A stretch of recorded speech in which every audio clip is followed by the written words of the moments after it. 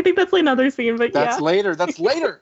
Saving. Sorry, I thought we were just throwing all these in with the pre. north wall. No, they're very distinct and different, and each deserve their own time in the spotlight.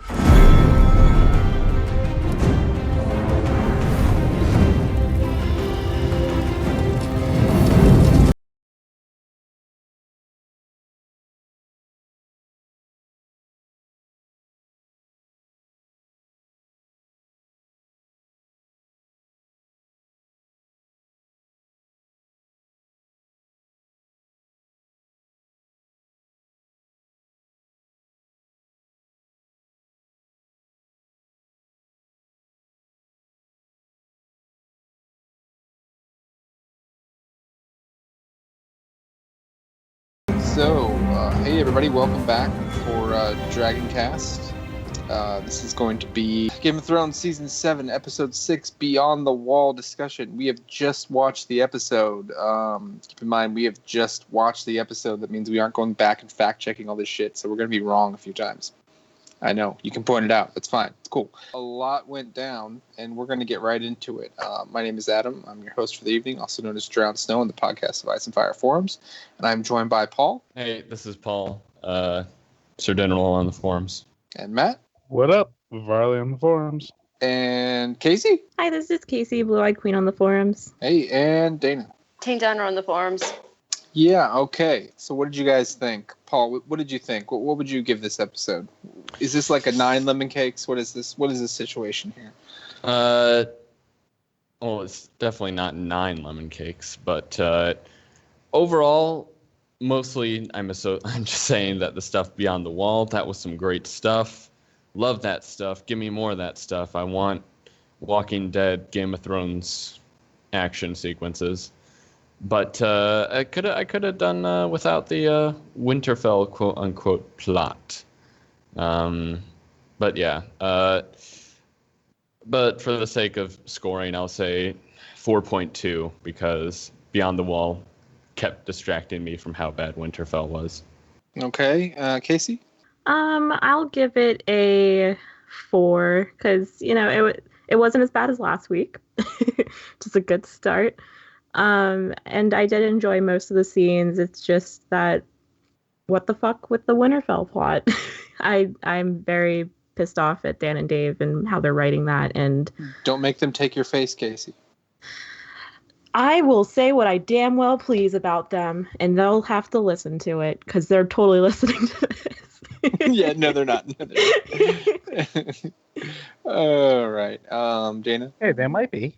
2 out of 3 still alive dragons. That's a bit of a change. So that's Sorry, yeah, I'm trying to. I said it was like I'm trying to do the math here. 3.33 lemon cakes. Yeah. I'll allow it. Yeah. I can do the math. That's okay. I can translate. Yeah. Okay. The stuff Beyond the Wall was good. The half decent banter at the beginning. Winterfell, and I'll get over seeing a dragon turned into an ice dragon one day. Fuck maybe. that shit. How dare you? How dare you? All right, Matt. So I fucking hate the Winterfell story now. And the North was just pretty good. I thought a lot more guys would die. I didn't think Thoros and Mir would die. I thought everyone that was dead in the books would be dead. But yeah, the infinite supply of no-name Night's the red Watch shirts or were just Free Folk or whoever those were.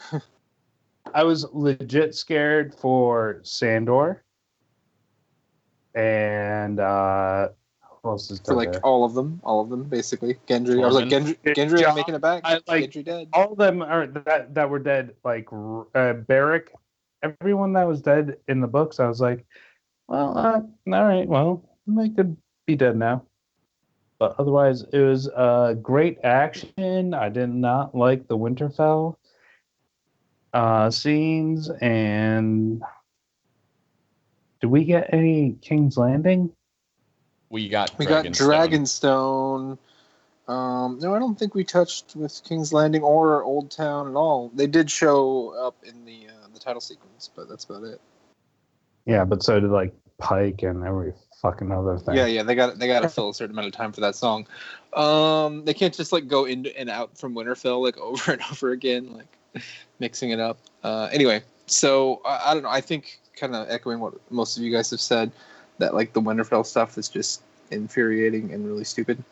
But yeah, it's like basically this episode is like both a 4 and a 2 at the same time. It's a very moody episode, and I don't know what they were doing. It's very clear that D&D wrote this though from some of the dialogue.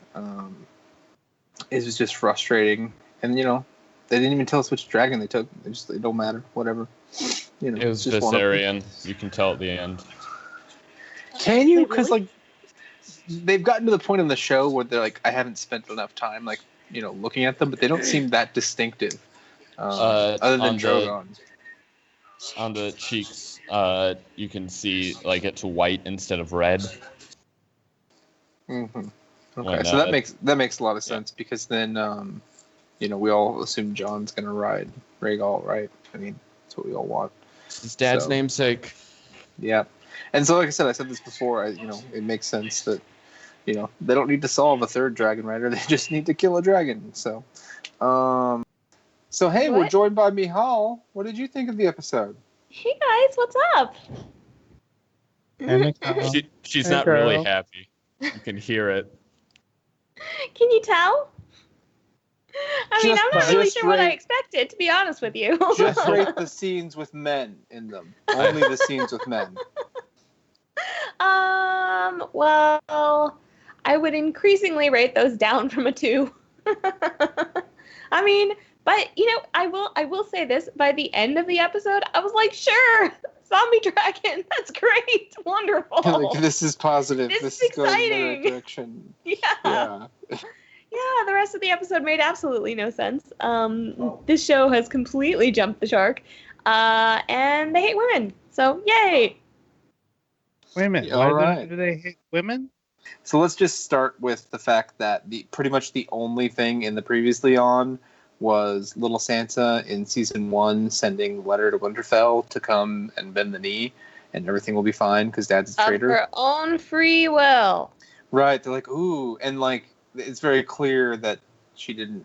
Yeah, whatever. Do you want to know Um, something? I remember. Sorry, guys, I'm really fired up. I distinctly remember live tweeting that episode and going like, "Oh yeah, it's pretty clear that Sansa doesn't have a choice here, guys. Like, it's pretty obvious." Yeah. I mean, that's super obvious. I mean, Arya makes some points later, but you know, she's kind of stupid. Anyway, I mean, didn't Kat even say that in the books? Like, it's like, okay, this is Sansa's words, Well, I think or Rob says it Sansa's on the writing, show, but doesn't he? like Cersei's words or something. Yeah, like Sansa's handwriting, but with Cersei's words. yeah, I'm pretty sure that I'm pretty sure that they said it in the show as well.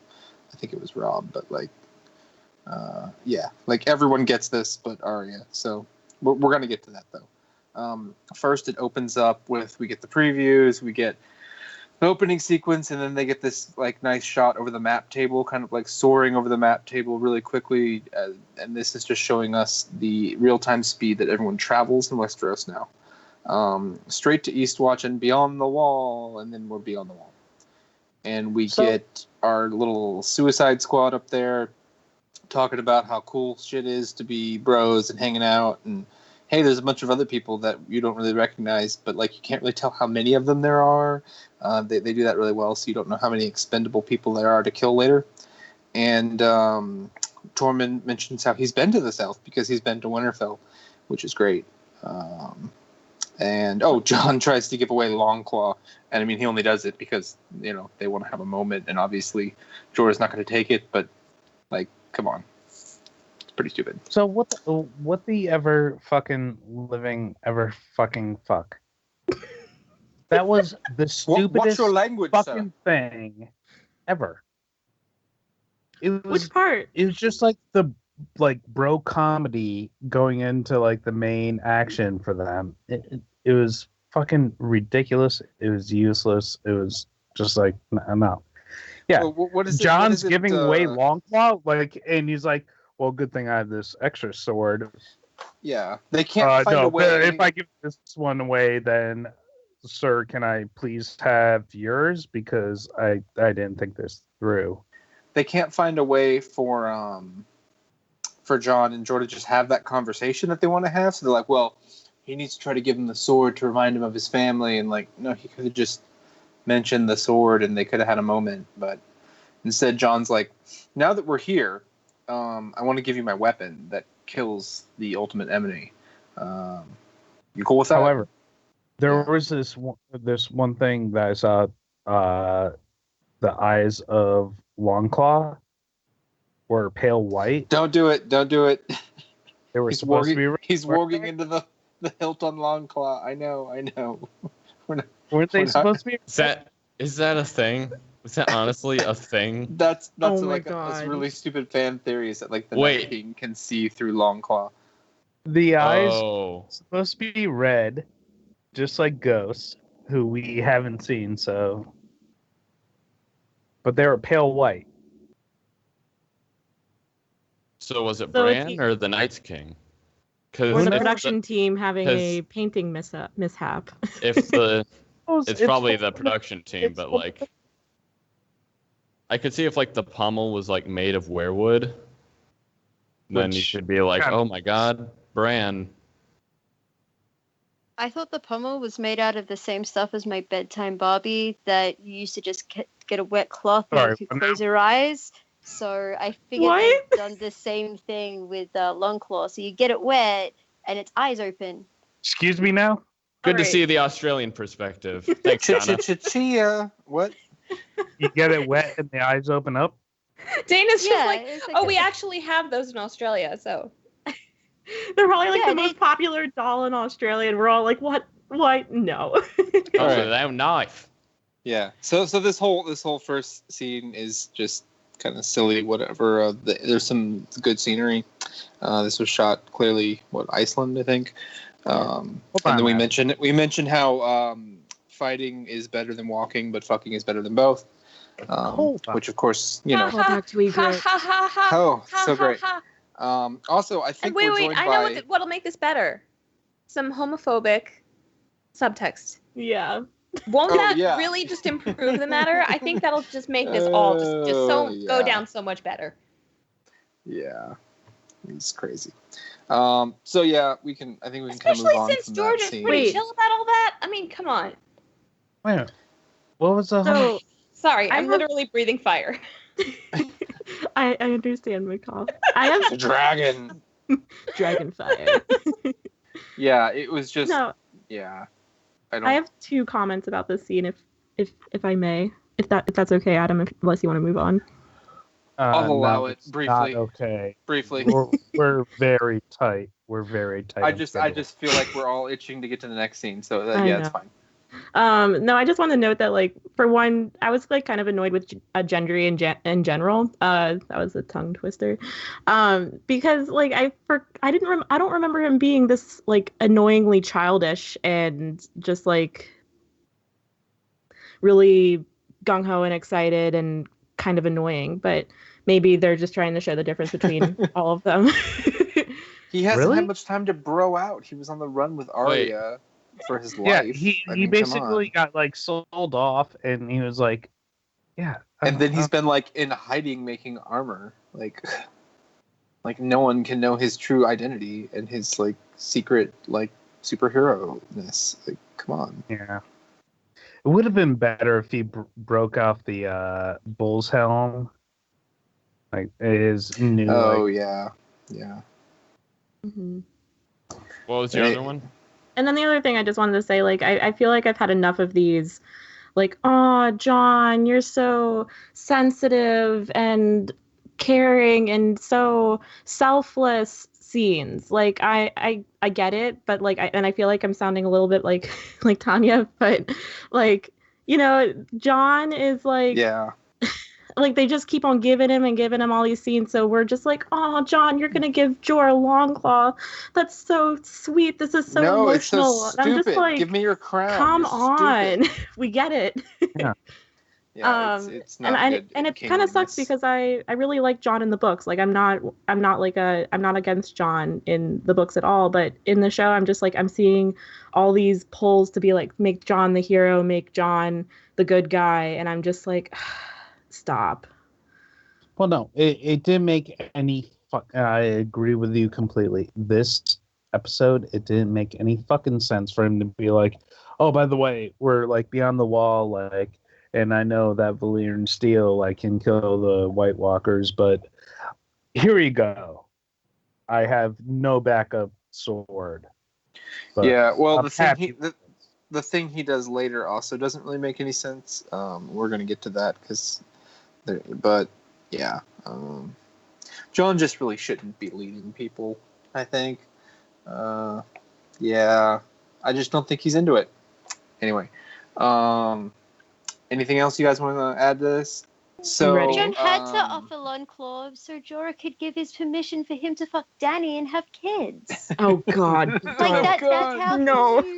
that Jon was worthy because he offered him Longclaw, and then Jorah gave his permission for Jon to stick his Longclaw in Dany.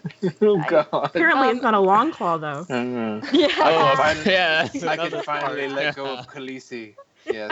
I actually agree with you, Dana. I thought that line, like, oh, and your children after you, was very much like, go have children with the love of my life. No, my name's Matt. That's the one that you want to agree with. Whatever. Boy, we're off I don't to a great I don't know start, who is who. Oh yeah. All right. We're moving on now. Okay. Before we I'm just move saying on, it's way more likely that I'd agree with Dana than with Matt. So. I'm not even going to touch that. So on odds, I was right. Oh. It's not very nice. Love you, Matt. All right. But before we move on, are you there, Hannah? Yes, I'm here. Can you hear me? Yeah. Well, what did you think of the episode? On a scale to like 0 to how much scotch I need, like a fifth, a good solid fifth. Or how much scotch you've drank. I'm gonna definitely need a stiff drink. I'm furious. I'm so furious. Okay. I'm We'll get there. like, have you ever been in a car accident and like the adrenaline stress feeling? Yes, that common every other week occurrence where I get into a car accident. Like, do you know what I mean? Like my gut is like tense right now and I'm physically feeling ill over the train wreck I just witnessed. I'm super attentive to our current political situation. Does that count? Yeah, sure. I'm really angry about all the Arya and Sansa stuff mostly. I felt like it was really hard to watch Viserion go down. I said before the show came out that was going to happen. So and the way he exploded, which we'll get to, but it was brutal. I figured one of them was definitely going to fall beyond the wall and turn into a white, just because I feel like that's the natural narrative, like the high stakes at the end. Someone but it was hard to watch. Do you know what I mean? It's like if you watch the last White Rhino get killed. It was just so. I can't say I did. White rhinos don't breathe fire. So I was really upset, and I just think that it was a lot of bullshit. Yeah, but there's 2 more of them, so it's all right. Anyway, so after Jon is an idiot and tries to give away the Longclaw, and they do a bunch of stupid walking, they talk about how much walking sucks. We're treated to the best scene of the episode in Winterfell. And Sansa and Arya are hanging out and braiding each other's hair and being loving sisters and just, enjoying being back together. No, Arya I thought what Sansa. happened was actually that they had some words because they have difficulty understanding each other because they're very different people, but ultimately they unite over grief for their lost family and decide that, there's a greater goal that they can both work together to achieve. Well, you would hope. So Arya confronts Sansa about this letter, and she stupidly, she makes some good points at a point, but she stupidly is just like, oh, well, you helped, you helped the Lannisters murder our father. I feel like anyone with a brain understands that was done for duress. She does make the point that, we were both kids and, I wouldn't have let it happen, but, Arya obviously wasn't in that situation. The one point that she does make that's probably good is, that Sansa doesn't want anyone to see this letter, and she's scared, which she probably shouldn't be. But she does make the point that, Lyanna Mormont's younger than you were. Do you think she would have done that shit? And she's probably right. She probably wouldn't have done that. But, Sansa's not Lyanna Mormont. So I also want to make one point about that, which is that Arya understands only one language, and that is violence and killing. She doesn't understand the language of social threats and intimidation and what it would be like to be a girl like Sansa. Yeah, and she thought that she still had a chance to save her father. You know what I mean? Right. That's huge. That's you can't really underestimate that. But Arya just doesn't get it. She's looking at the threats as she saw him being beheaded and saw Sansa on the dais and not realizing that Sansa really has to deal with constant threats all the time. Sorry. Yeah, I think the one of the other issues here, she's shocked by this. When Arya's accusing her, she's like, "Wait, what the hell?" And I feel like, I don't know, I'm on the side, at least of the viewer, I'm shocked too. What's wrong with you, Arya? So I think Sansa is kind of rightfully shocked by this. Everything else she kind of does this episode is pretty stupid, but her reaction here makes sense. Yeah, I just thought it was very telling that Arya's response was like, "Oh, well, they didn't physically torture you," and it's like, "Oh, okay, that's right. That's the only bad thing that can happen to you. You're right, Arya. That's the only thing that would have done it for me, and you were already half a feral child at that point. Right. That was not Sansa. People are different, Arya. It takes different things." And again, you probably would have done something if you thought it meant saving your father. Yeah, and so far as we know, even with Mercy and everything, there was no sexual kind of abuse there that we know of. Well, what does that have to do with anything? Meaning that Arya has Joffrey been sexually abused is a lot different than just being physically abused. Oh, right? I gotcha. Yeah. Between Sansa with Ramsay and Arya with just becoming a faceless man and going through the abuse of that. I don't think we should really be rating what abuse is worse. I think that all of them both of them just went through really horrible shit.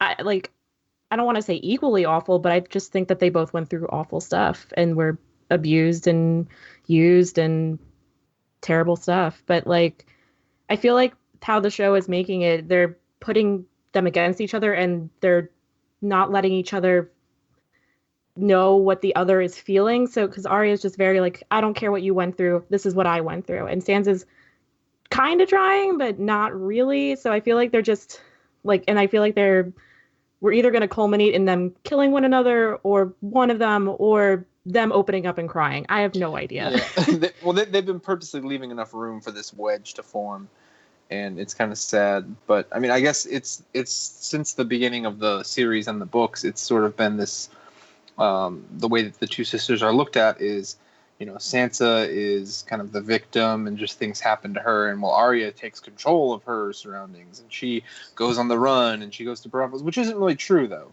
because Arya gets pulled through a lot of things herself. And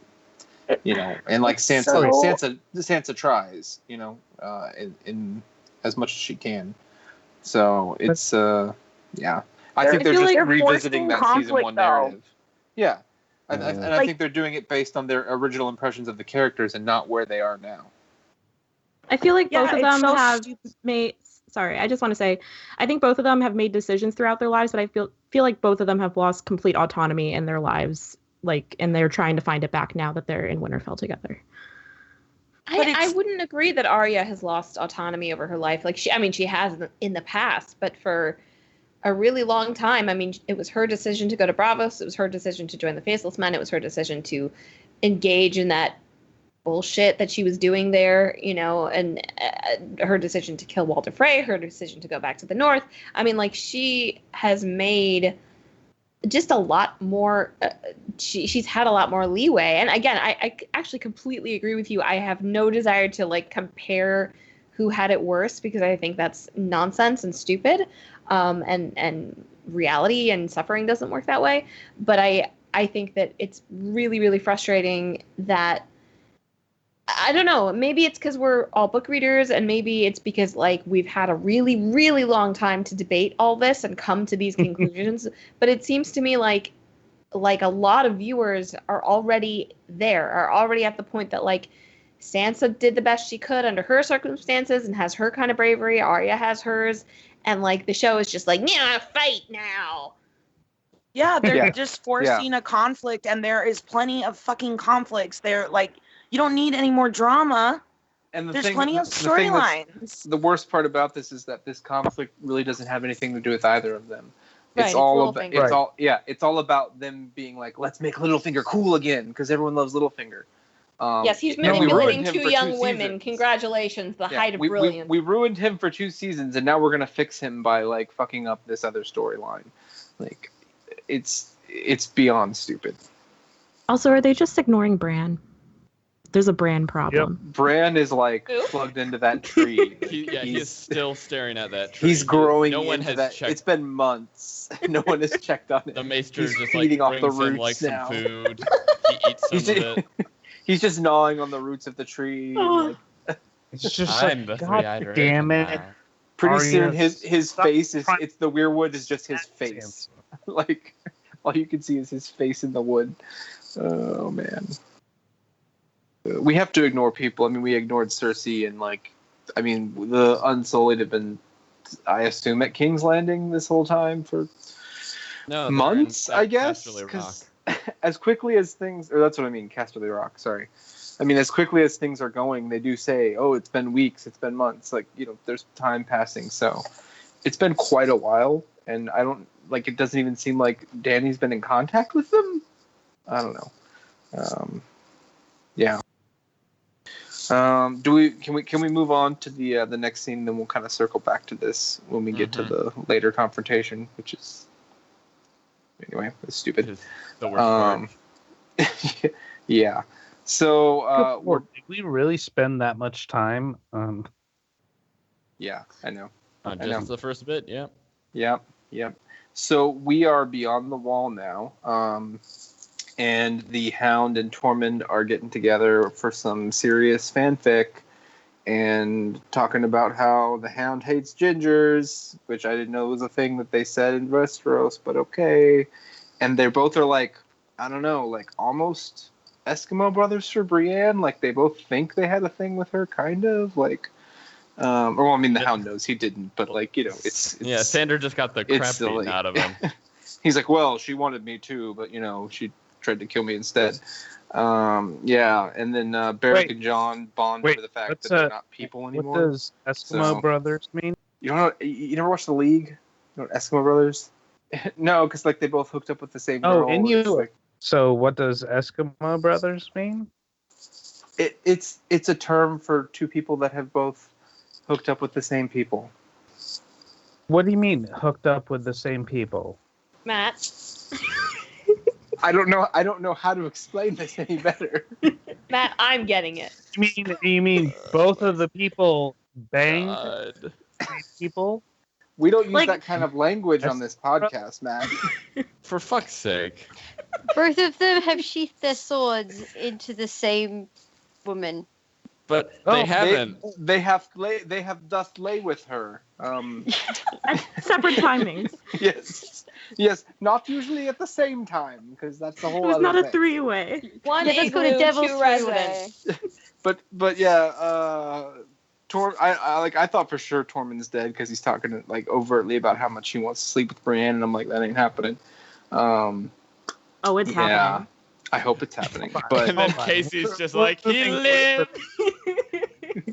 I shipped this so hard. I'm so sorry. I know it's what nobody wants, but I love it so much. It's gotta happen. It's gotta happen. Really hard, right? It's got to happen on the show only. Yeah. Yeah. And then Beric and Jon talk about how hey, when you've been raised from the dead like we have, your life is shit, but hey, maybe we can help other people. And I think Beric is a lot more disconnected than Jon at this point. But Jon doesn't need to hear that shit right now. So, I don't know. It's pretty depressing. It's just like, first time being undead, huh? You'll get used to it. Yeah. I forget more things every day. Who are you? Like, don't worry about it. Humble will be like the next. No. God damn it. Fucked it up. Cut this out. I'm going to have to cut a lot of you out, Varley. Oh. Is it Humble one of those dating apps? Humboldt?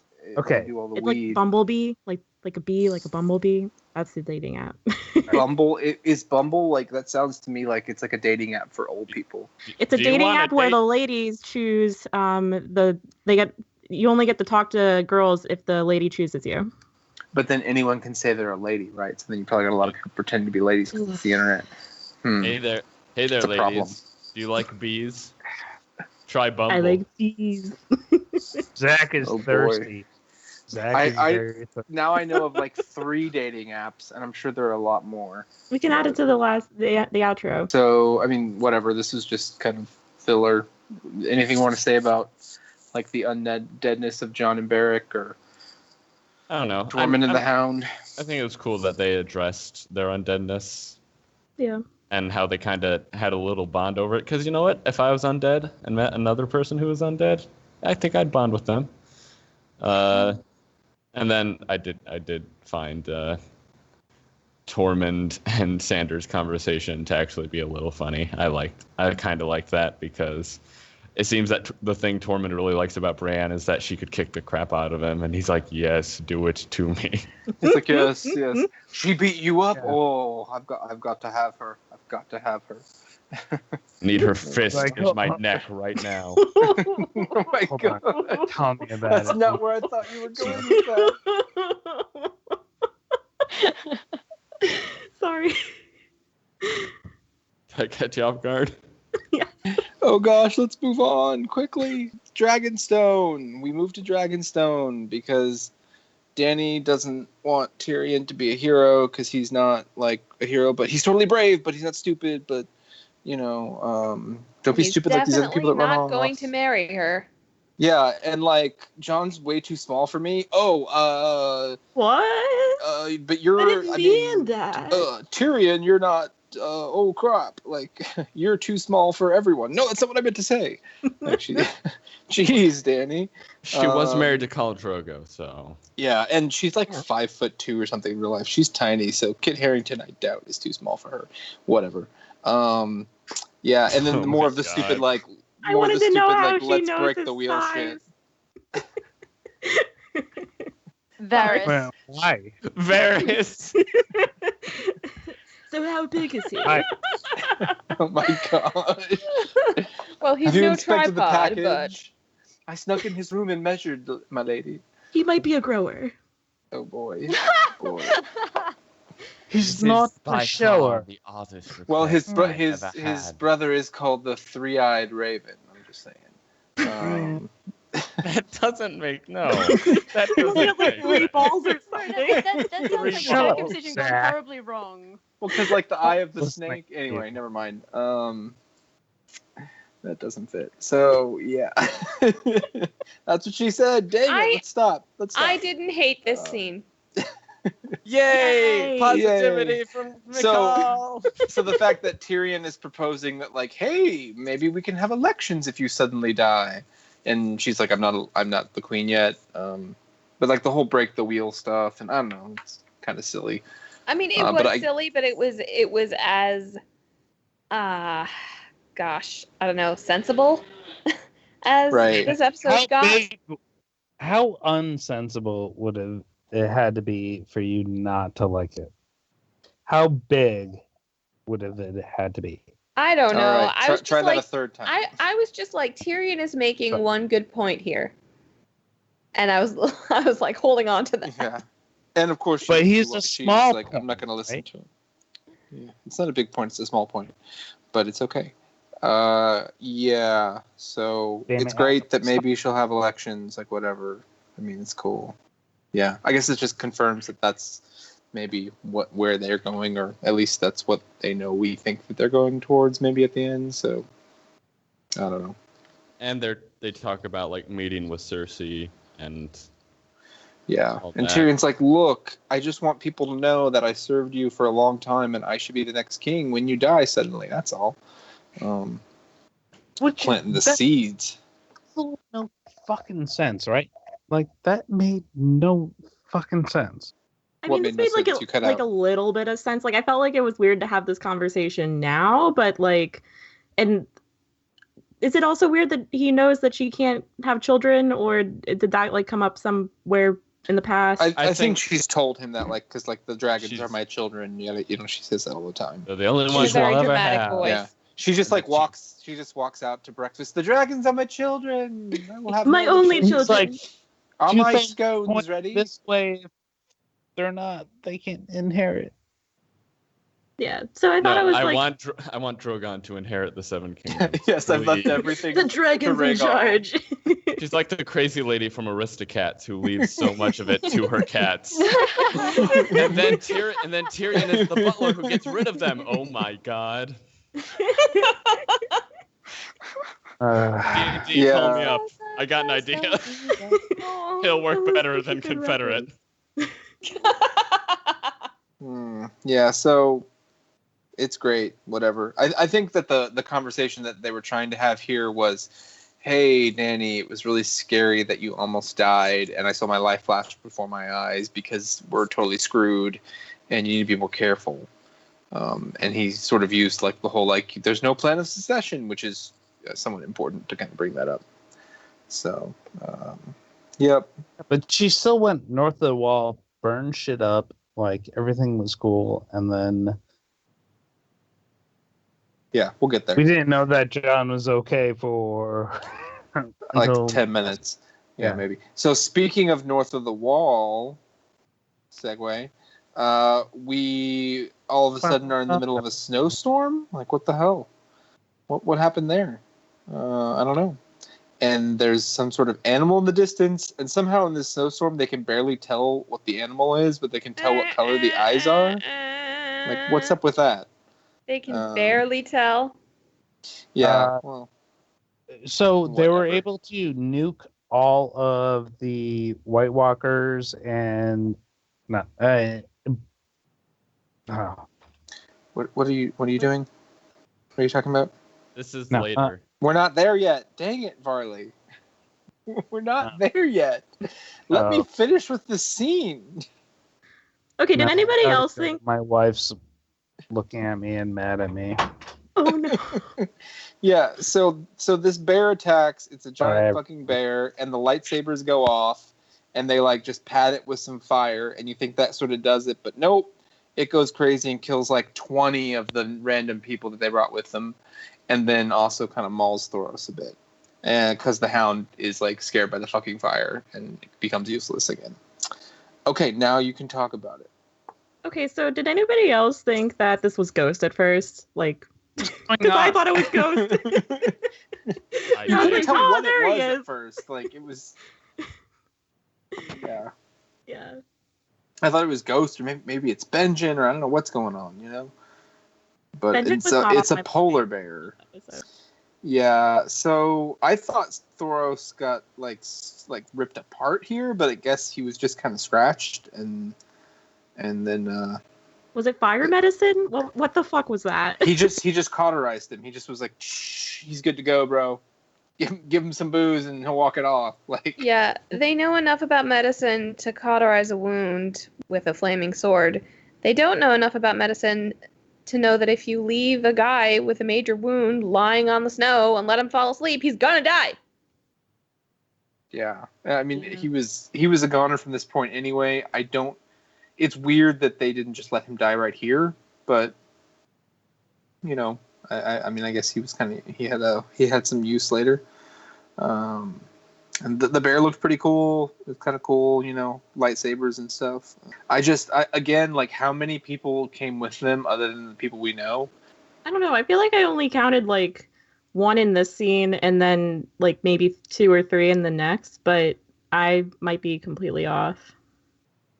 Yeah, well, but like they just keep dying. Like there's, I don't know, because then when they're surrounded later, they keep dying. Like, And definitely, like I thought more people were gonna die, like that we knew. yeah, because each time I'm like, this wait, who is that? episode. Who is that? Is that Thoros? Is that the Hound? Who's dying? Yeah. I can't tell. You know, the way it's Well, they shot. should have. I mean, Yeah. Yeah, I thought Gendry was going to for sure be dead.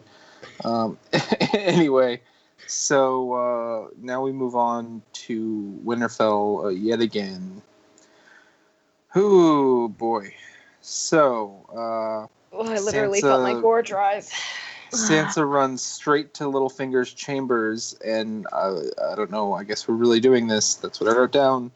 And Littlefinger does like season 1 or 2 or 3 Littlefinger shit. You know, where he's like actually is supposed to act like how he's Littlefinger kind of acts subtle. in the books. Yeah, he's kind of subtle actually again. subtle. Oh, what? You don't think that? Oh, are you fearful? How would she get this letter? Certainly not me. You're right all now this- not all this could've obviously been- up to something. What? I mean, this all could have been solved if Arya was like, got this from Littlefinger. What's going on? Right? Then she would go to Littlefinger and be like, hey, why do you have this? What's going on? And at least that would be a conversation But to that have, would make sense. That would make too much sense, exactly. So Littlefinger suggests, well, I mean, Lady Brienne is sworn to protect both of you, so she could help out. Surely she would protect you in this situation, which him suggesting that Brienne is going to help protect Sansa obviously tells Sansa that Brienne won't protect her and he should send her off. Because maybe she wants to kill Arya and she thinks she would protect Arya. I don't know why the hell this works to get rid of Brienne. It doesn't. It doesn't make sense. They're getting Brienne out of the way, so whatever can happen to Sansa next week happens to Sansa. Or whatever happens to Arya. We don't really know. Sure, right. And yes. Littlefinger implies that like Arya is like maybe gonna harm Sansa, it sounds like. Which Sansa kind of thinks she gets confirmed later, I bet. But we also get Sansa's feelings on like ruling the North, and she's like, "This is really hard, and it kind of sucks, and I'm doing my best, but also Jon left me in a really bad position." Yeah, and she makes a good point of like oh, she's like, well, these people are loyal to you, and like they see, you know, you won the Veil and all this stuff. And she makes a good point of like, well, yeah, like they didn't support him, and then he won, and then now they support him, and as soon as he's gone, now they're kind of supporting me, and like if I jump on that, who are they going to be supporting next? Like, these people are fickle as hell. Yep.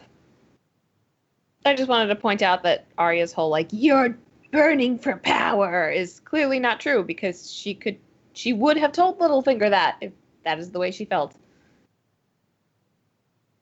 And I think we had gone over that at like last episode or something, where it's like Sansa has shown in no way that she wants like to rule over the North. I mean, I can see it being like something where she's prepared to do it, and where she'd be like, yeah, I think I do a good job at this, or maybe even I do a better job than Jon.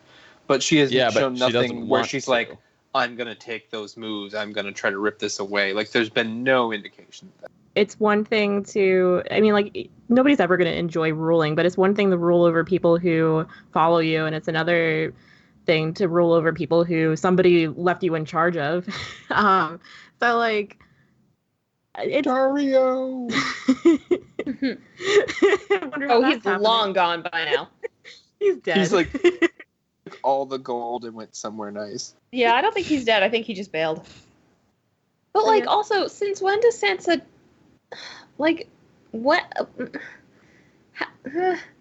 Does she trust Littlefinger now? Is she back with his? She's like, oh yeah, I trust exactly. you. Like, she ran straight to him.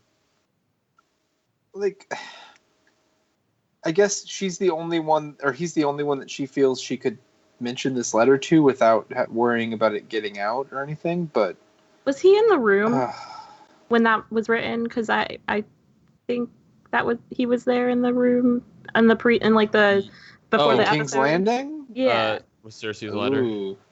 I Was he think he there? was, because it was like him, Varys, Cersei, Was it like the council where like they were all like Pycelle. telling So- her you need to write this letter? So he's if that's true, and I don't want to like, you know, ride on that, but and Don't. give D&D some credit, but if that's so, then Littlefinger would Sansa in Sansa's mind, Littlefinger would be the only one that knows that that's actually not real. Yeah, that's all I got. That's like the one. That's like the only. Actually, this scene made more sense to me, other than Littlefinger's like, oh, you or Arya might be against you, might be wanting to kill you. Part like her going to him makes a little bit of sense. Yeah, if straight up. That's true. I'm looking at it right now. Yeah, straight up. Like he's there, right there in the room with all of them. Like, Yeah. and he's like suggesting, like, hey, give her a chance to write this letter. Yeah, so it just there's a little bit of sense in what they're doing here, but I still am not happy with like how he's manipulating both of them, the sisters. I don't know. I mean, maybe this will all be like in the service of, yay, they defeat him and, order is restored and whatever. But like, I don't know, like why? Why do we need a man up there? Face. Arya's about to get a new face. Well, yes, that was pretty heavily lampshaded as well. I am hoping this will all end in an Ocean's 11 like ending, how they do part of the heist and they have like ending part 1 and then ending part 2 they show you the extra little bit of the heist, how they got away with it. I'm hoping for like a They show how flashback Littlefinger's been watching their every conversation, so they were just acting. Yeah, and they're trying to that's trap what I him. need. I'd I was even gonna- take the cute music and everything. Is hoping. So I was gonna bring this- directs like episode season 8 episode 1 where all this comes out. Casey, was what gonna- were you saying? Sorry, I was gonna bring it up later, but I feel like we're gonna have more to talk about later. Just that, does anybody think that Arya could potentially have already, or in the future, get Littlefinger's face? God, I So- hope so. But I think it's not good. I think that it's gonna be to get against Sansa. What I'm hoping for is, that Sansa and Arya will discover that Littlefinger was behind this and get rid of him. Arya doesn't take his face because she realizes, oh my god, what have I become? She's like, I don't want to wear that. And shit. I just want everyone to be happy and It's not gonna happen. One of them's like probably gonna die soon, right? Yup. Yep. sake. Oh wow. And so like I've seen a lot of the comments that people are like, no, I think they're scripting it pretty clearly that they're both gonna team up against Littlefinger, and I'm like, I mean, last it doesn't episode seem I to be was going like, that way. last episode I'm like, oh yeah, I could see that. But this episode's making me kind of like pretty freaking hesitant. Yeah, suck it. Yeah, so what's Brienne gonna do like in the first 5 minutes of next episode when she's already shown up at King's Landing? Oh, who knows? Get beheaded? Like, oh man. Get killed by Cersei. In Jamie's arms.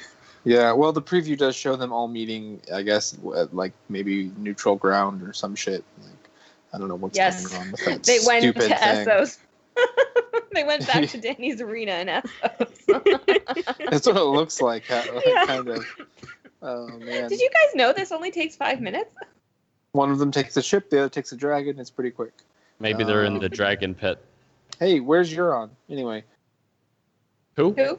Yeah, I know, right? So let's move back beyond the wall, for the Jorah and Thoros hour, where he tells him the story of him, the assault on Pike during the Greyjoy Rebellion and how cool that was. And he's like, I don't even remember that shit, man. I was so drunk. Yeah. And then they conveniently find a very small group of the undead with one little Targaryen other. And for some reason, after they kill him, I think it looked like all of the whites that were like mostly skeletons were the ones that kind of fell over, all except for this one white, which was really convenient. So, I mean, everything about this scene was extremely convenient, except for the earthquake of the undead that came running after them. That wasn't very convenient. They put a fucking bag over the white's head as they lead him away. They're like, they don't want to let him know where they're going. Yeah, this way. Well, I guess if you could see through the eyes of the undead, but yeah. So this way, they've got to get away from the army that's coming. So they send Gendry to run one way, and they run the other. Run to the wall. We're gonna go this way and hope for a solution. And they happen upon a frozen lake, which is very thin ice, which is just what they need to, I don't know, like, survive for days? How long are they here? It's hard to tell. Gendry runs like the wind, but leaves his hammer behind. I don't really understand this. But I guess because he's the youngest, he's the fastest. And, so we get Gendry being like, I need to send a raven, and that raven's going to get there in like 5 minutes. And Thoros dies here for some reason, and when they could have just killed him at the bear, and gets lit on fire. For some reason, it really bothered me that like it's the dead of winter beyond the wall, and the ice is cracking under their feet. Well, how about the fact that they came across a stream where the water was running? What the hell? How is that stream still running? Like, the other is walking up to it, and it's like it should be freezing over because they bring the winter, and he's just like, they're lured by fire, which is great. It's a great trap for like an ice man. Nice, refreshing stream. Fire, a stream. This stream is probably not even too cold to drink. Like, it's very weird. But it's not. I guess. They have to shoot in real locations, so it can't be that cold. Yeah. They could make it look colder. They did that snowstorm thing. Who has never seen snow is the fastest person to run through it. Not Tormund, who's lived in it in his entire life. Right. Yeah. Yeah. But like, how he's like that on for the first time for like 6 hours. That hammer will weigh you down. Leave it with me. It's like I tricked him real good. I got his hammer, and then he just gives it to the hound. He's like rocket recruiting Gendry instead of like, but with hammers. Yeah, I need that guy's hammer. Gendry's just like, first my damn helmet, then my hammer. I can't keep any of my shit. Also, my whole problem with this scene was how did the knights, the others, know what they wanted? Like, why? Because it seems very obvious. Huh? Isn't it obvious? Everybody wants Jon Snow. The first thing the Night's King went was, oh shit, they're going to kidnap one of my whites and make an incestuous queen have to team up with them. We got to stop them. Yeah, I got to sacrifice one of my men, which there aren't that many of us. And I'm going to send him with a group of people that he controls or something, and one person he doesn't. So I didn't get right away. It's kind of a lame other. He's got 6 guys under his control? So well, maybe he's got more elsewhere. You just lost 1,000 men.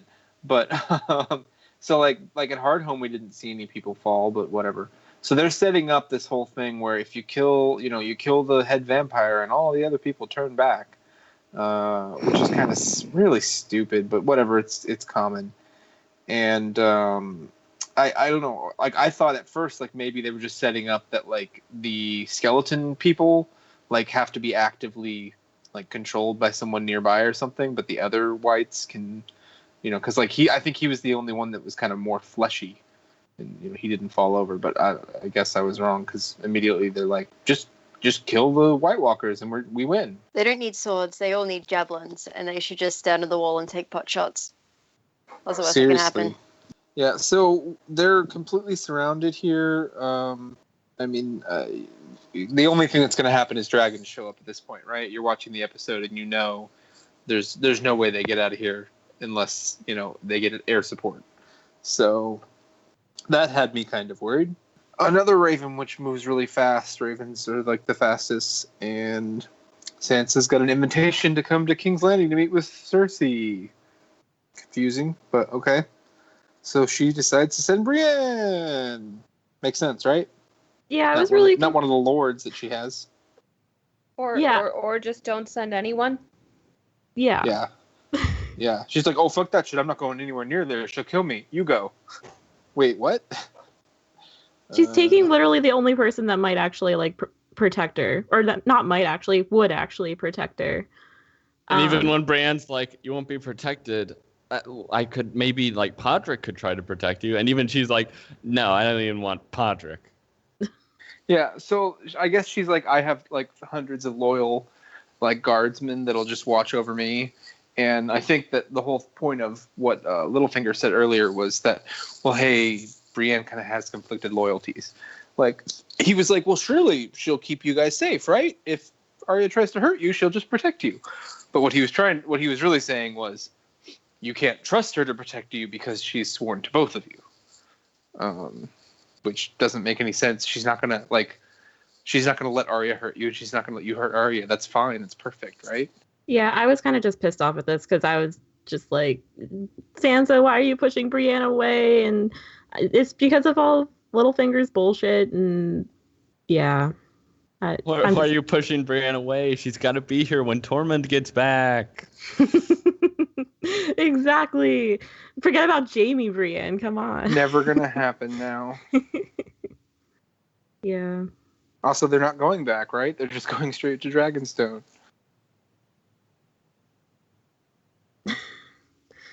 On the ship that they had. Just chilling. Or I guess they did originally take a ship up, right? Yeah. Yeah, that amazing interlude. We get Dany in her most fashionable winter wear. Like, whoever is making the clothes for the Queen of Dragons is on point.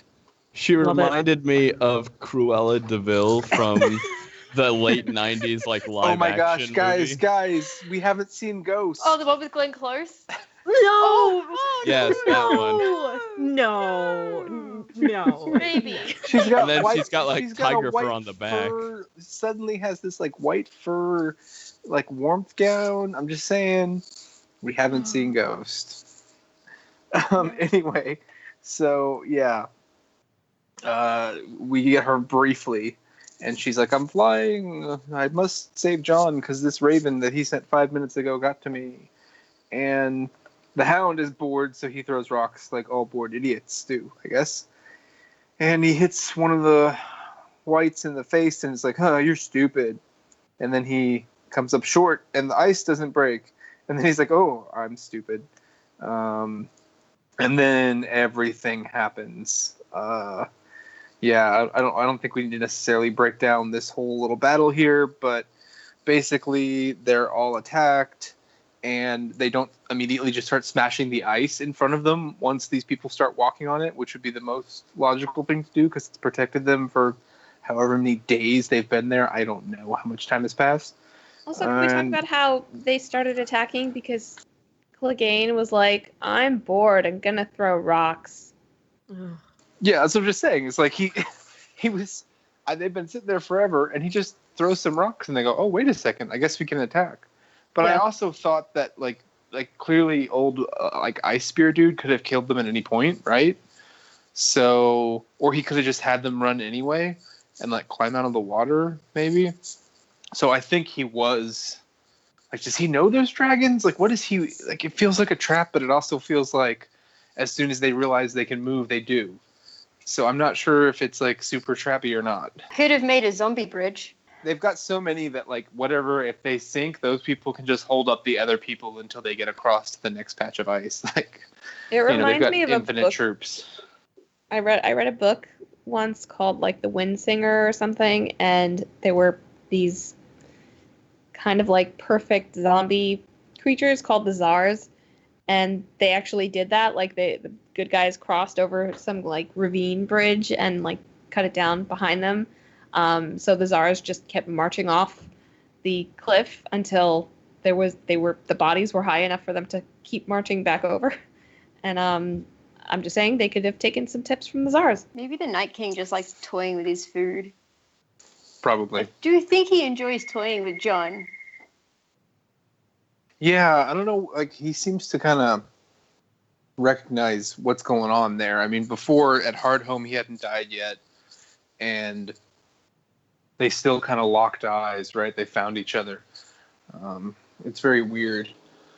But I don't know. The short answer to all of this is, like, the reason why these other things didn't happen is because they wanted this cool battle scene, and they all march out on the ice, and, like, you know, Tormund, oh my god, like, I was sure he was dead, and I was like, I was so going, upset. No. I was so upset. I was like, Brienne, no.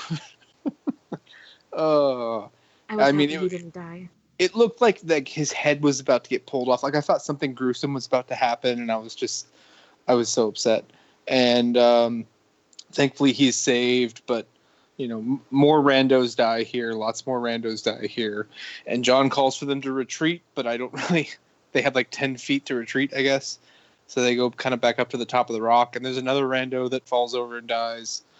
And then Yoda shows up to save them. I mean, Dany shows up to save them with her fire dragons. Yeah, pretty much like we expected, and everything goes well, right? They won. This is it. The Game of Thrones is over. I had that thought while watching the scene, like, and knowing that the dragons were coming, and I was just like, you know, we could just end it here. Like, this could be the end. We could kill all the White Walkers, kill the others. Dragons are here. I think we got this.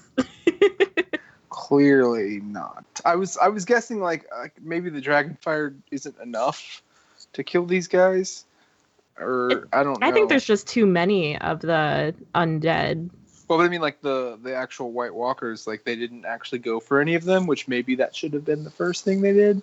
But, you know, Dany doesn't, like, you know, nothing's really been able to hurt her. And I guess we had the scorpion attack earlier that kind of, like, foreshadowed, like, hey, these things aren't invincible. So maybe the whole point of that was to show us this. And then this dude uses his magical, you know, ice missile that explodes the side out of a dragon. Yeah, what kind of strength does he have? We just, like, flip it up there. Like, I don't know if that's, like, his, like, fire belly exploding, or if that was the actual spear that did that, or whatever. But it was just, yeah. I mean, it was brutal to watch, and it was really sad. Something so hot. Maybe. I thought it was his, like, fire pouch exploding. Yeah, that's what I was thinking. I thought it was just like fire meets ice and. Well, if you look in dragon anatomy books, you can see that the fire pouch is a little bit further to on the medial side. Anyway, yeah. But once again, it's all Jon's fault, because instead of just getting on the darn dragon with everyone else, he has to keep stepping forward and fighting those. Yeah, what the hell was that? Yeah, I'm sorry, Jon. Do you want to look big in front of Dany? Good. You killed a dragon. Good job, man. He's like, she said I wasn't big enough. I have to go kill the Night's King right now. I guess that's what he was wanting to do. He was wanting to go confront them, maybe end this. Like Beric said, was like, no, you know, just the two of us. We just need to go kill him. Which, I mean, Beric's kind of an idiot, but he's also the best, so it's okay. But I assume that's what Jon was thinking at that moment, while Dany's like, hey, we're all on Drogon, can we get out of here?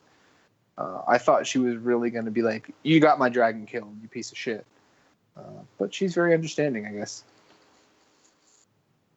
On the plus side, I did think, like, I don't want this whole podcast to be completely negative, but I actually thought, like, the battle itself, and, like, I felt like the same scaredness I felt, like, or queasiness, I guess, when I saw the Battle of the Bastards and, like, just the mounds of people, and I guess, yeah, the mounds of White Walkers coming up. It reminded me of, I haven't seen World War Z, but it reminded me of the preview of World War Z, if that makes any sense, with them all climbing up the... Right, climbing the wall. Yeah.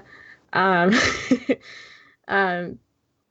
you know, it was the shots were cool. It was definitely an ice versus fire battle with, you know, Song of Ice and Fire. It finally fucking happened. The dragons meet the White Walkers, and I didn't expect it this early, but it was really awesome.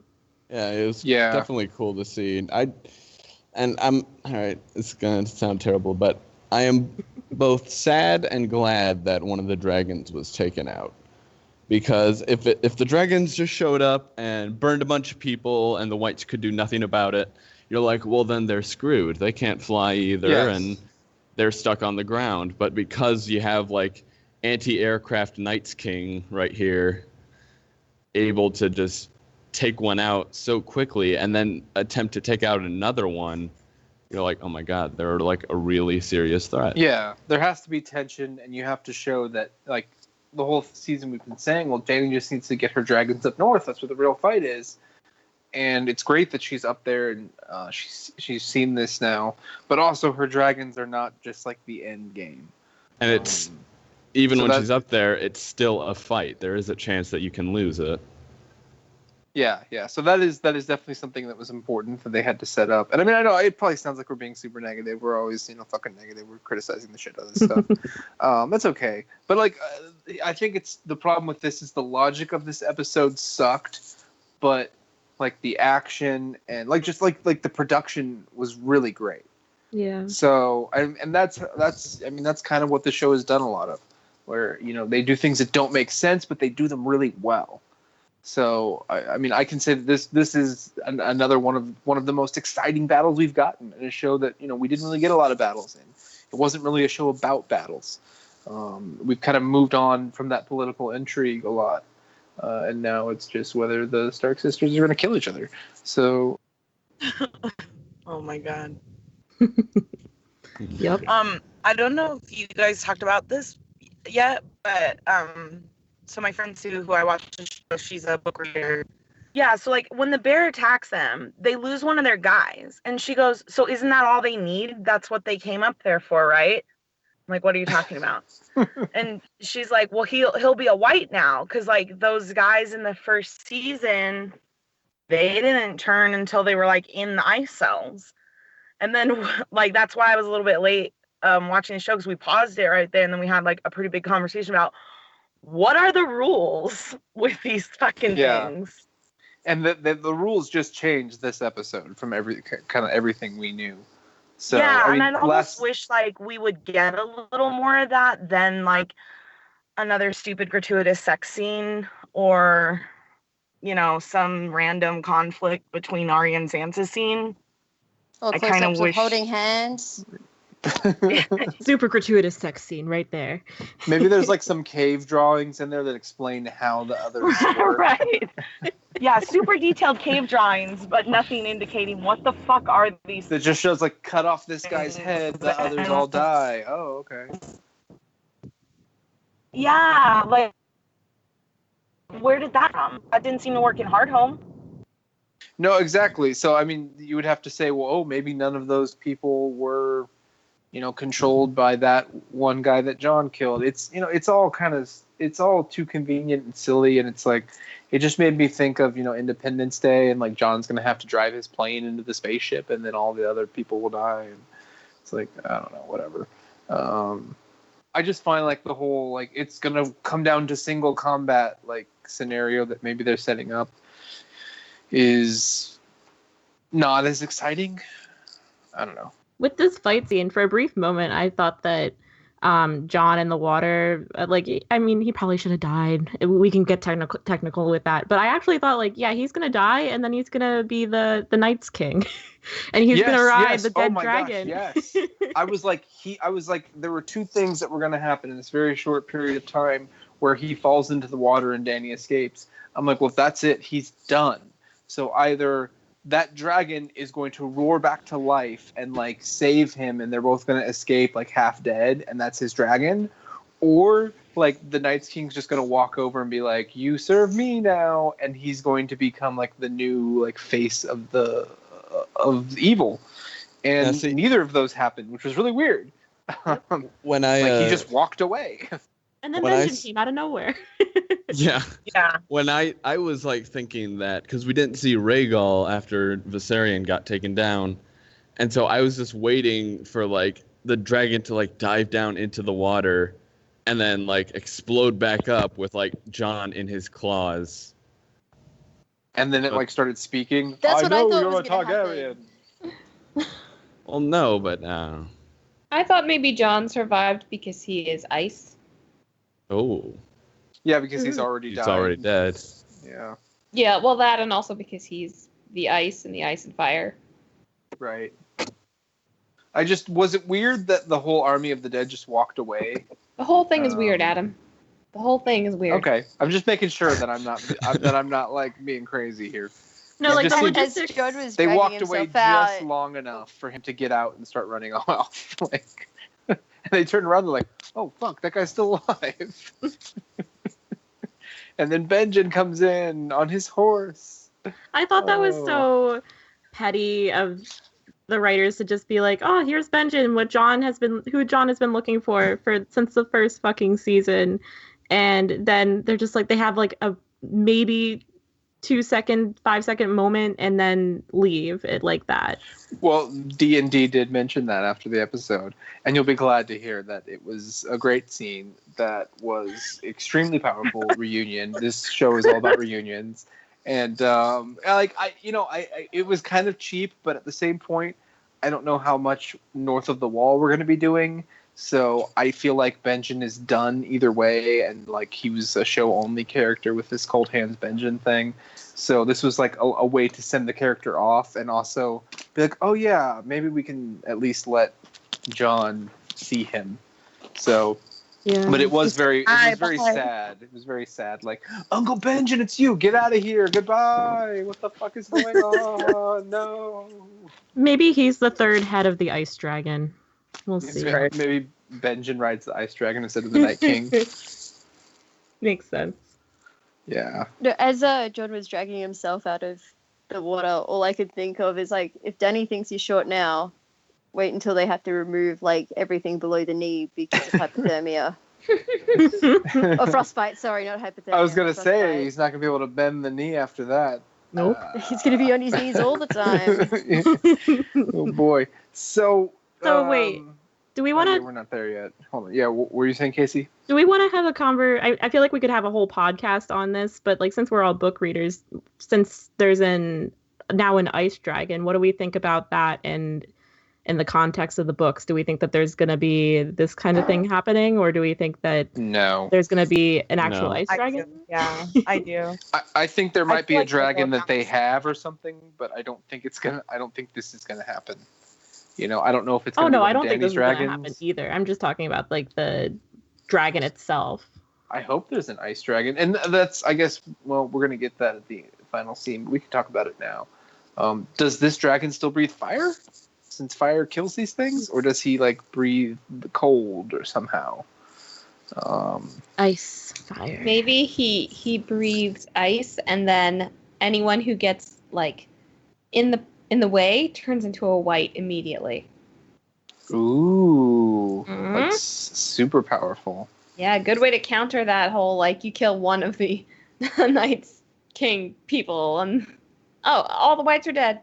Can he Bing, go are you self- Read anything because he got, his fire sac punctured. He's just going to be leaking like some weird icy shit everywhere as he flies.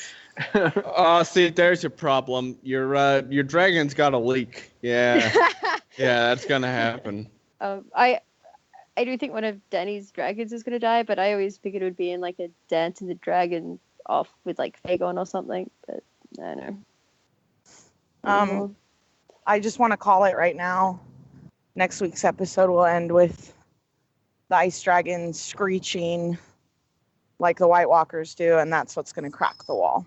I'm calling it. I don't think we see any of the others until next season, or if we do, it's like they do whatever goes down with Cersei and the Lannisters at this little parlay they're doing, and then we see them, at the last scene, like actually ready to assault the wall or something, and it's like next year on Game of Thrones. But I feel like Jesus. we're just done. We're done with them, until like 2 or 3 episodes in the next season. Well, they don't You need to think? bring down the wall now. All they need to do is load up all those whites and just do many, many, many trips over the Just wall. do a lot of trips. It will give them some time. Well, but again, if it's magic that's keeping them out, like it's they could swim around the wall. So if it's, I think it's magic that keeps the others from crossing the wall. Maybe not necessarily Well, yeah, the whites, and they can't control the if whites he- past the wall. like if he breathes ice, then they could like literally create a nice land bridge and go like tackle Essos first. They don't need to do any of that either. But I kind of get the feeling like it's a purely Westerosi deal, and like that's their kind of motivation and goal. And I have a feeling that wall is going to come down.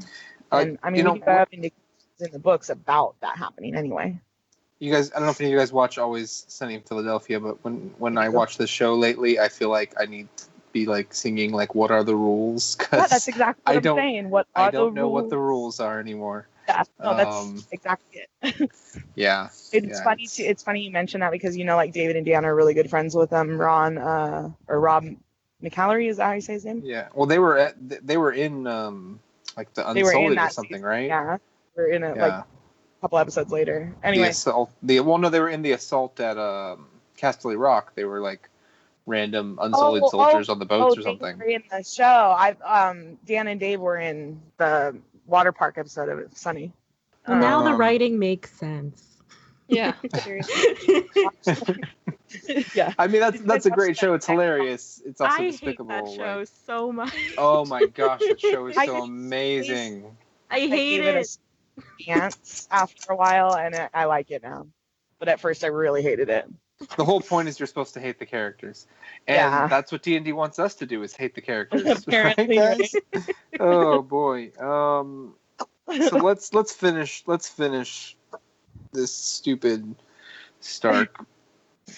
Anyway, Winterfell. Let's finish Winterfell, where Sansa becomes a sleuth and breaks into Arya's room using her powers of being the lord of the castle.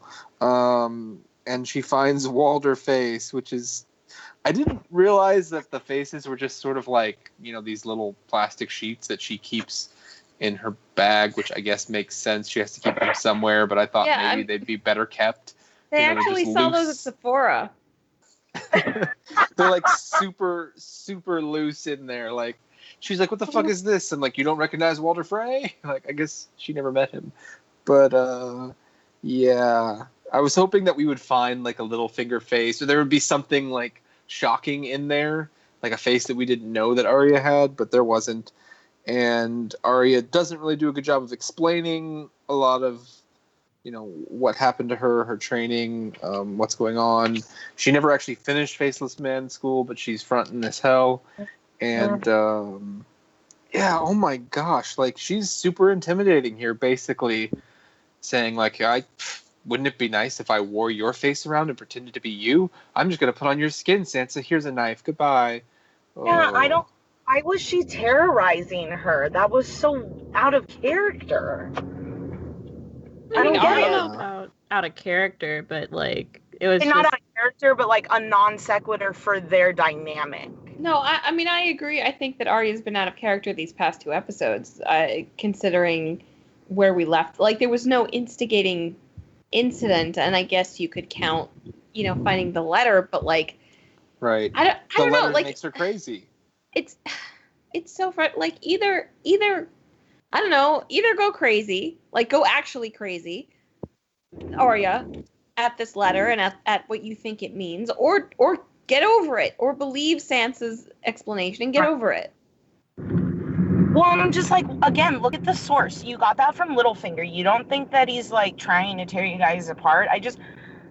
The obtuseness of these 2 people together is driving me insane. Also, Arya acts like Sansa being like, "Why the fuck do you have a bag full of faces?" is like not a good question. Like, it's not mine. I was holding it for a friend. Yeah, and it's like we stepped into a serial killer movie. I guess it's maybe to illustrate what Arya's become in a way, but it's just like, Sansa's like, "What the fuck is all this?" And she's like, "Do you want to play the game of the faceless man?" What the fuck does that mean, Arya? When I played the game, the last person didn't do so well. Like, it's like, oh, damn it! Like, you're about to murder me, and then she just gives her the knife. Like, well, and then again, like, how terrorizing is that for Sansa? Because the last person that liked to play games with her was a fucking monster who raped her and beat her. Oh, but that's not that bad, Hannah. That's really not that bad. Got it. 10-4. It's a very good point. No, I've been it's told Yeah. it's not that bad. Arya is like next level here, and like now we're back to Sansa not really doing anything wrong and just being kind of freaked out. Although she's already sent Brienne away. I mean, to me, like, with what we've gotten the past maybe 2.5 episodes, it makes sense what's happening, but I hate it. Right, Does but it it doesn't make make sense with like the lead up. Like what they've Yeah. done in the like recently, I guess makes sense, but how they got to that recently bit doesn't really make sense. Yeah. Like they had the reunion, and I get that Arya is a bit detached, but like Sansa was pretty warm, after a minute. Like, and she was especially glad to not have to deal with like a second brand. And then she's like, "Oh, you are kind of creepy." I feel like they should have some bonding or something. They should want to connect and like share their stories. And here's what happened to me in King's Landing. Here's what happened while I was gone. Like they should be catching up. They should know all this stuff. Like she should have been like, they made me write this terrible letter. Like none of this should be any secrets. But like they just haven't been talking for some reason. It doesn't make any sense. Who else are they talking to? Like they have no one. It just seems like this whole debacle between them boils down to a complete misunderstanding of the two. And like I said earlier, it just seems like they're not seeing what the other person has been through, and whether it's because like they just don't want to talk about it, or which is understandable, or I don't know, they're just completely different, and I didn't expect this to happen like this. And it's making me very sad. Like I don't want to see these two women who have been through a crap ton of shit and just see them devolve into these potentially, into potentially murdering one or the other. I don't like this, and maybe I'm not supposed to like this. Maybe this is the whole point, but I don't like what the writers are doing with them. I mean, it does feel to me like the writers rewound their understandings of the characters, such as they were, to season 1, like episode 8 of season 1, and like exactly what I said earlier is that they have this image of them from when they started making the show, and that's what they're playing off of now. I mean, like I'm very curious what their relationships are with their siblings, because like I don't know about you, No. but my relationships with my siblings have changed since I was 11. Oh yeah. A little bit, just a little bit. Yeah, I don't know. Like the only thing we get out of the next week's preview is Sansa like on the battlements of Winterfell, like with her eyes closed and If then that's looking actually weird. Sansa. And yeah, I'm like, is that Arya getting used to her new face? Oh God. Also, can I ask you guys a question? Yes. Yeah. Yep. Way back, when Ned said the whole when the winds blow and the blah blah blah, the lone wolf dies and the pack survives, right? Did he say that to Arya? I believe so. Because In if the he said it, show. if he said it to Arya, then that's kind of a giveaway, because Sansa says that in one of like the main trailers. And yeah, she hasn't said it yet. She has not said it yet. And if Arya is the only one who would know that, then okay. Yeah, I don't know. The next week previews were not helpful in quelling my my fear. So I mean, if they end up with like somehow Littlefinger dies and these people outsmart him because he's not really been very smart lately, and they can get back to being Starks and figuring their shit out, great. I just don't think they're going to get there. I feel like that the shock value for the end of the season here is we're getting the Lannisters and King's Landing, and they show Euron's fleet outside King's Landing, and I don't feel like, is that all going to be resolved in one episode? I mean, I guess, but like the big shock value is going to be like one of these two girls that kills each other. Like I hope that this season and season finale is a little bit different than the past season finales, because typically like the 9th episode has been the big battle, the big wow, shock factor, or just the wow. And then the next episode is like the shockingness. Like, oh my God, who's killing what? What? All these characters are dying? And I'm just hoping that it's not 90 minutes of people killing off loose ends. Like, in 90 minutes, they're going to travel like 10 years into the future as fast as they're going. Yeah. I kind of thought that was what this episode was going to be. And I'm like, look, I like Gendry and nothing against, well, I actually actively dislike Tormund, but fine. Nothing against Jorah, nothing against Beric, nothing against the Hound. I like the Hound pretty much. But like, I was really expecting like maybe 2 to come back. Like it seemed like it feels to me like the sacrifices are weighted strangely on the people who aren't like really equipped or willing to pay them, you know? I had a weird thought. What are the chances of Cersei just marrying Euron and then passing off like Jamie baby as Euron's and Jamie being all huffy about it? Low chance, right? That's just me having a crazy thought. The reason I say no is because she is in such a state right now that I think she just wants to do whatever she wants, and what she wants is for her and Jamie to be, you know, the item of the country. Together forever. Yeah. Although I did actually have a thought. I don't remember when it came to me. Probably when I was listening to one of History of Westeros' 60,000 episodes. I can only listen to one a week. They're so long. Right. Yeah, I was wondering if, you know, with the wacky time skip and whatever to distract myself, and let's talk about King's Landing, because why not? If there might be some kind of like repeat of Cersei playing the role of Elia Martell and her as yet unborn child playing the role of Aegon. That's an interesting concept to think of.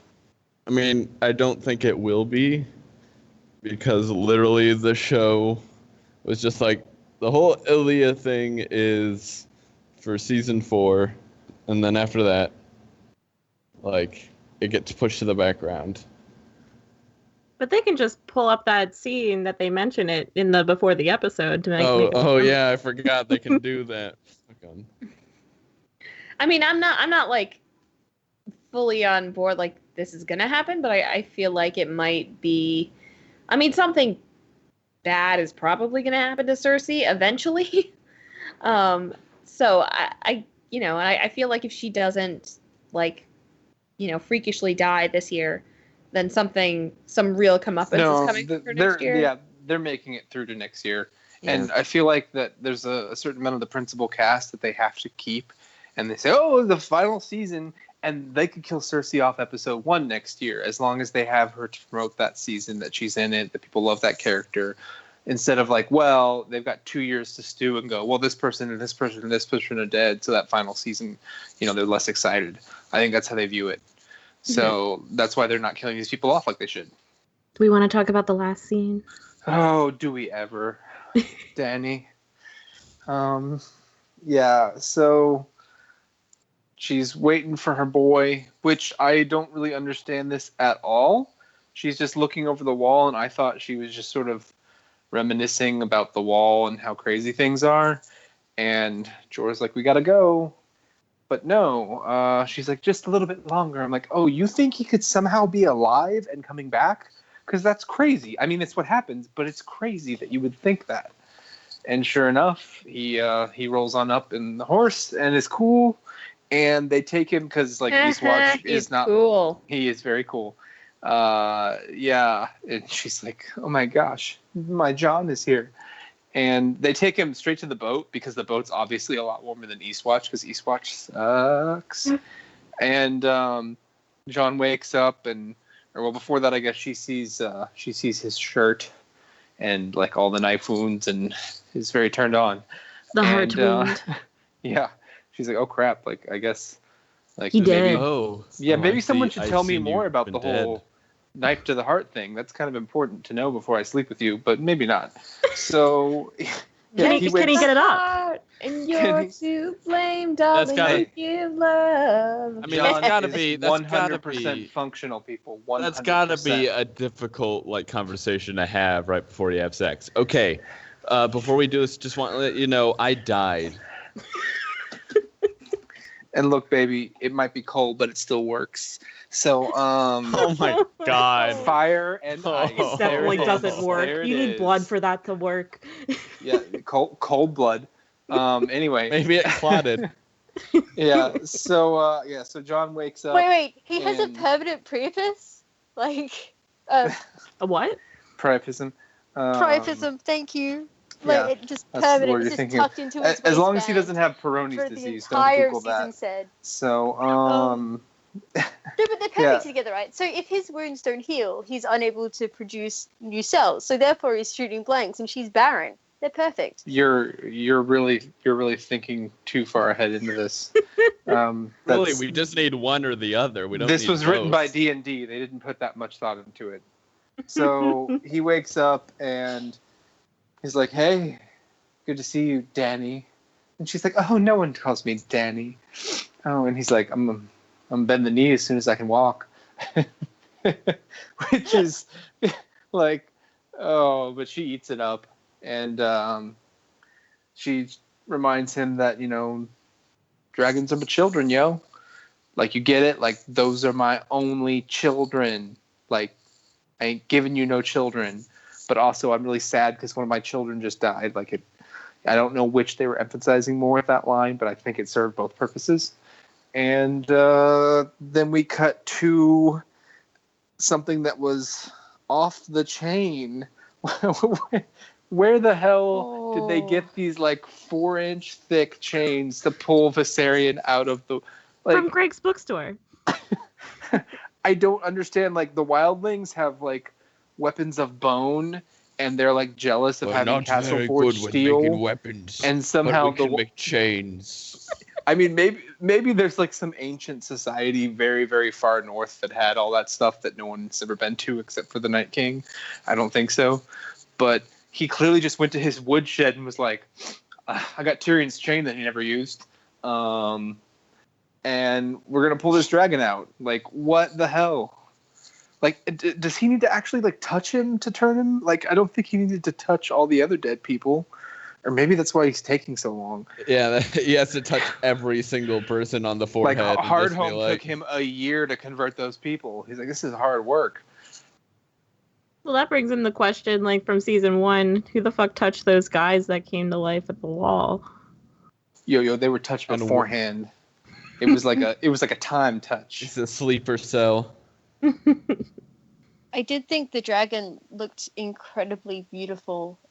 It was very well done. Yes. Yeah. Just that CGI and its iris, and that was very, very good. That is Also, one.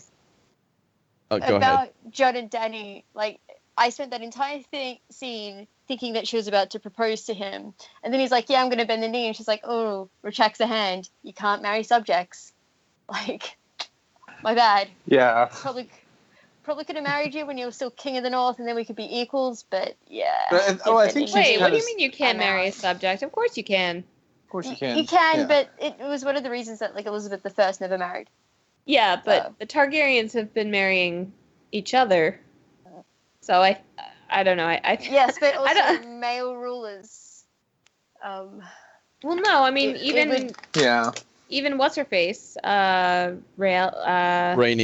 Rhaenys. Yeah, I mean she married a non-Targaryen.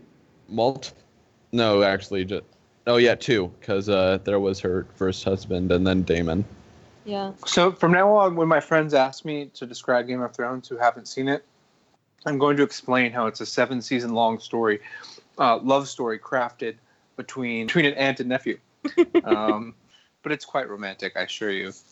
Also, did anybody else think that when at the end of that scene, they're looking at each other, Jon doesn't blink and he doesn't let go of Dany? I thought he died. Yes, I thought the exact same thing. And it's because Kit No, it's Harington just is Kit never allowed to Harington. move his Yep, face. that's just Kit Harington. welcome back to Dead or Kit Harington. Da-da-da-da-da-da. Oh Lord. Oh my god, it's so true. And she So I was says, still driving. you should rest, and he immediately just shuts his eyes, like, okay, you can leave now. And You know what's the gonna bed happen? that he's in, do you know, like, the two, like, the frames, they have those loops on them in dungeons, like, you could actually tie him to the bed. It's bizarre. Yeah, so the very next episode, what's going to happen is she's going to be in bed, and he's going to wake her up, and he's going to be like, I'm here to bend the knee, wah, wah, wah. And it's going to go down, and then they're going to find out that she's pregnant 3 scenes later. I'm calling it. Okay, Yeah, well, because his sperm was already brought back to life, so it has the power to bring her womb back to life. he froze some sperm up on the wall. Mwah, mwah. Just in case. She refers to herself as Danny in the book all the time. I did not appreciate or care for that at all. That I mean, she corrects him. I when kind of thought it was the show unintentionally acknowledging that they've made Dany an automaton. That they've made her Khaleesi. Yeah. Everyone calls her Khaleesi. And like with no real personal relationships that anybody cares about, you know, because Missandei doesn't call her by her name, you know, and Missandei's probably going to kill her next week, so... where's Missandei been? Maybe Arya. That'd be cool She's- if Arya had, like, Missandei face or something. I'm just like saying, like, since things are off the wall, I just love like a Missandei. Like, I'm gonna go rescue Grey Worm. I'm gonna grab. It's me, Varys. We're not the A team. We're the B team. The A team went up north. We're the guy. We are the people who are left behind, and we're gonna go save Grey Worm. And I'd be I'm gonna like, go get yeah, my man. Kinda. Missandei, Varys, and always to be people who have like very subtle talents, but then they just use them really well. D&D, get on it. Come on, dude. Give me something good for once. Jesus Christ. All right. Well, we know Bronn will be there. Hey. How do you think that had to go R.I.P. down? Where they Bronn. like shoot on separate days, like him and Lena Headey?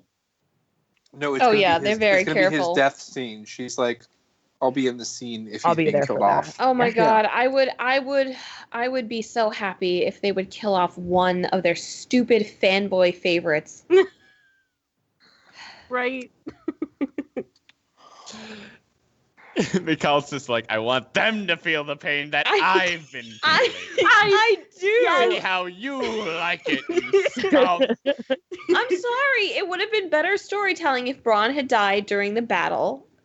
I'm not Couple sorry. weeks That's ago. completely Agreed. And it would have been better if Yeah. if Tormund had died. At least Tormund had died this week. It would have been better storytelling, guys. Disagree. Tormund cannot die. He has a destiny. Okay. He tired. must make it with that giant woman. Well, dude, okay, they took He's got plot Weird armor until it kids. happens. they took Jamie away from her, so they got to throw Brienne a bone. You know, I feel Brienne doesn't the- want Tormund. I They feel gotta like the keep two of Tormund them, around. the two of them go through some sort of time loop, and they get stuck like very far in the past, and they're Dunk's parents. I'm calling it. she just doesn't she doesn't know that she wants him yet. Listen, say what you will about Sandor Clegane. He clocked the way that relationship was running through, like, really, really quickly. Oh yeah. Yeah, like a probably. boss. Didn't it seem too like you guys probably talked about this, but didn't it not seem like they were traveling for a while and then Gendry's able to like run back there and Yeah. He also An runs owl? back to the wall, not Eastwatch. No, it was Eastwatch. No, it was Eastwatch. Yeah. It's Davos. But I mean, like, I think he Oh, it said was go back to Davos. the Okay. wall. I think he said go back to the wall, but Eastwatch is where he went. Right. Okay. Gotcha. Fine. But it did crack me up that I was like this, like halfway through the episode, I'm like, this feels like a trap of some sort, right? Like, why is the Knights King's army so far away? They've been traveling forever. And then when he's like, you're the fastest runner, Gendry, get going. I'm like, well, he's not getting there. He's dead. Like, the Like, next we scene, saw them, he makes it. saw them like System. go over hills and valleys and mountains and rivers, and he's able to run back in like 10 Like before, minutes. it seems like before nightfall, right? It was like evening when he got there. They just pull a Monty Python with it, and Gendry's just. He's got In some the name of the coconuts. King of the North. Now, we already have a king. Use that horsepower. I'm telling you guys, it's fanboy crush syndrome. Why Like, didn't they have horses? Because they would have died because- from the cold. Cold Because Hands they don't horse look didn't as die. good on horses. Tauntaun will freeze before you reach the first marker. Jesus. Then you just use your lightsaber and cut a hole in him to keep yourself warm. Hey, I gotta say, I loved Barrick's Lord of Lightsaber. Did we even like talk about like the logistics of that? Like, Let's not. It's late. We have stuff to do. I'm confused though. You don't have a class in your tomorrow. sleep. Yeah, it was pretty obvious that like something was gonna happen. And as soon as he's like, hold my beard, hand me my spear, I'm like, oh shit. Well, Yeah. I like how like it's technically John's fault too. Like she should have been like, "I'm gonna kill you now." No. It's John's fault, but at the same point, like where she's like, oh, you have to see it to understand it. Oh my gosh, I'm gonna help you, and he's like, that's all I needed to hear. You're the Queen of the North. Yeah, Danny Like, went up she there could of have her just own flown free there will. At any time, she could have flown up there. He could have said like, take me on your magic carpet ride. We're gonna Aladdin this shit. A whole A day. whole new world north of my the God. wall. Yeah, 5 people Okay. just sang that at the same time. They're all reanimated. They're gonna. Oh man, yeah, this is definitely we've reached the end. Cast today. Oh, wait, Alright. should we all share one like last prediction for the season? Finale? Yeah. Okay. Yeah. Season finale. What's gonna happen? Go. All at the same time. Arya kills Sansa, and I give up on the show. Yeah. Well, B screw you. team goes saves Grey Worm. Sansa and Arya make up and share a big sisterly hug and kill Littlefinger together. Aw. John and Danny are on the boat, and they're like, "Hey, you know what? Let's start dating first." And so they decide they'll start taking it easy.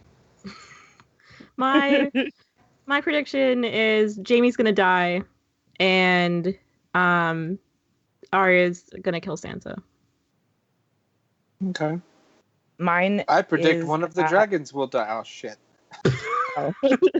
Well, actually, mine is that they're gonna get down there, and then their little Wyatt is not gonna be a little Wyatt anymore, and they're gonna be like, shit, what do we do? Whatever, we've got this meeting.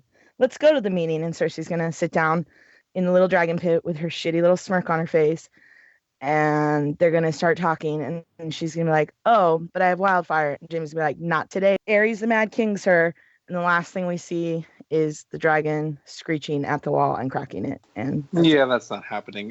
Jaime's not killing her over wildfire. Jaime's too far gone. I do Yeah. predict that Euron is going to prove to be kind of a chill bro once he finds out that there's zombies. He's gonna be like, "Oh my, well, I'm down to help with that. I'm just crazy enough to switch sides and become reasonable." I mean, I'm evil. I'm evil. But even I know that you gotta even I fight the know, zombies. yeah, cutting out tongues, but like flesh-eating zombies, no, that's right. no, he's gonna be more like, well, you know, the Night King's got some good points, you guys. He's gonna be like, I got Be like, you guys, guys. They guys, do offer look, dental, so here's what you need to do. You guys need to go fight that battle, and I'll just watch over King's Landing for you.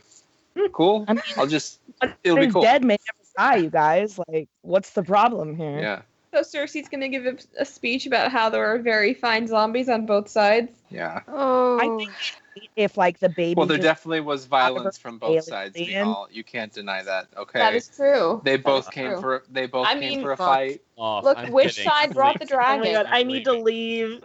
I'm leaving. Have a Okay, good night, okay. guys. Next week is going to be the finale. Apparently, it's going to be like 90 minutes long, and I am. Will A little Danny scared. and John bang? Yeah. Will Arya kill Sansa? Will Greg have to read wild Mm. cards? Tune in next Yes. time. Yes, he will. You'll have to buy the whole complete series. Yeah. You didn't say I how don't much know, of man. wild cards you'd have to read. If the finale pisses me off enough, like I may not even do an episode. So. Shit. So there's not going Yeah. to be an episode next I'll week. do it. There will I'll be do it. no reviews. I'm a glutton for punishment. I do FCRs. Of course, we're going to talk about this shit. It's going to be 30 minutes long, and it's going to be great. All right. 7 blessings. See ya. Bye. Bye. Bye, Adam. Thanks. Thank you. Later days. Thanks, Adam.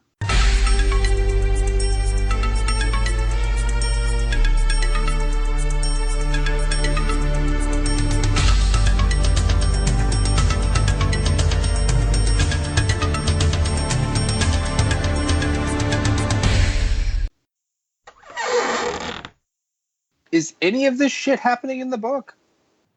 No. No. I now think that there's going to be an ice dragon. I think that one of the dragons was going to die or get captured or something, and like they're just like, fuck it, this is how we're doing it, Like, I don't know. I think there's still 3 heads of the dragon, though. Yeah, I think like maybe like Euron or somebody captures a dragon like we think, or like maybe they have 3 dragon riders in the final battle and one dies, but I don't think it's going to be like he randomly captures a dragon. Like, I hope he kind of already has an ice dragon somewhere hidden away, but whatever. And see, this is like everyone's been talking about, like, oh, the dragon has to have 3 heads, 3 heads. I'm like, yeah, the show hasn't done that. They're just gonna kill one of them. No, they Sure did. enough. They did. Sure The third enough. head is maybe he's a back. Maybe it's that it's that White Then he's Walker gonna with have the to long change hair, like all because of he's a her virtues Targaryen, now. guys. He has long hair and it's white, so he's a Targaryen. John's Who? isn't white. No, that other with No, the but long John's white isn't. hair. Yeah, but the seed is strong, bro. Joan has white pubes. Seed's strong. He has one white eye and white pubes. That makes sense. That's why we've never seen his Targaryen. That's what Danny saw when he was in the boat. She was like, "Oh my, Targaryen." Yeah. Lyanna from like the waist up, Rhaegar waist down. That's how birthing works. It's like the Called Targaryen mullet. Fire. Targaryens are like mermaids. Business up top, party down below. Yeah, taste it, dog. I have all your squeaky toys. Suck it. Sorry. Yeah, I I'll can stop hear taunting him my pet. tasting it. I can hear him squeaking it. Yeah, it's obscene how much he's squeaking it. I have my pockets full of squeaky toys at the moment, so I can have a cigarette and calm the fuck down. Yeah, where did the 4 chains come from? That's like the first thing I asked. Like, Yeah. They got- like, what the fuck? Magic. they don't have that north of the wall. They don't have need for that. Like, the Night's King was just like, hold on. I got a shack with some giant like river type chains. It'd be perfect for this. It's Tyrion's chain that they never used. He just ran down and borrowed it. Like real quick. ropes would have been sufficient. We could have just believed ropes, and there could have been a bunch of thin ropes. Like, Maybe they're ice I chains. wouldn't have believed ropes either. I believe ropes because at least people have rope. Like, at least they have that shit. Like, there's no way that these like 4. It would have been better if they had, chains like- exist up there. I feel like there's more They should have minds just had than zombies trees. holding onto each other's hands. Well, I'm not gonna stay on for the whole call. I just wanted to be like, "Hey guys, how you doing? How's it going?" Wait a minute. What happened? What do you mean? We just finished recording. I'm editing it. Oh. Dina, your accent changed. No, that's just the pace of the show. I'm keeping pace with it. That's all.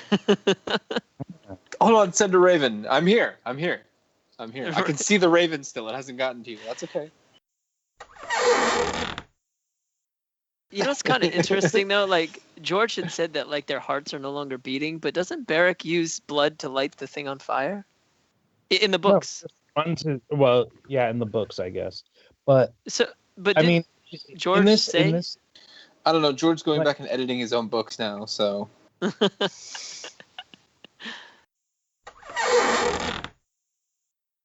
I was kind of like the silver lining of that scene. I was just like, Greg will have to read wild cards, and it'll be great. You better take her face, Arya. You said you were gonna do it. You better do it now. Take her face. Yeah, but now if Sansa kills Arya, Greg doesn't have to read wild cards, and I don't like. I don't think they're gonna kill each other. I actually think Don't Arya think was so. just making a point. Like, I could have killed you if I wanted to. She's making but I a point, don't. and she's stupid and awkward, and Sansa doesn't get it. She sees it as a threat because they want her to whatever. Well, no, Like- I think it's the ultra like Ari's like, you are so fucking stupid, Sansa. I'm already playing you. Like you're ready to almost bitch me out. I like but- how Littlefinger is suddenly back on the top of his game. Like, hey, shouldn't Brienne? Isn't she honor bound to help you? The only guys? reason he's back Brienne, on you his need to go to game is Winterfell. because D&D wrote it that way. Yeah, He doesn't deserve to be back on his game. He's been pathetic for 2 seasons, and now you're like, I'm sorry, you went to robot for me, so I couldn't really understand what you were saying. Oh, shit. God damn it. Well, I was making fun of the fact that, like, in the books, like, no other person was actually writing Littlefinger. Oh, it was better the first time. It was very condescending to Casey. It was so much better. All I right, wasn't Matt. listening. What? I'm glad you have that.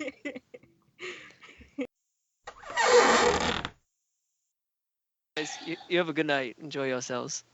goodbye, bro. Bye. Sweet dreams. Okay, bye. Bye. You too.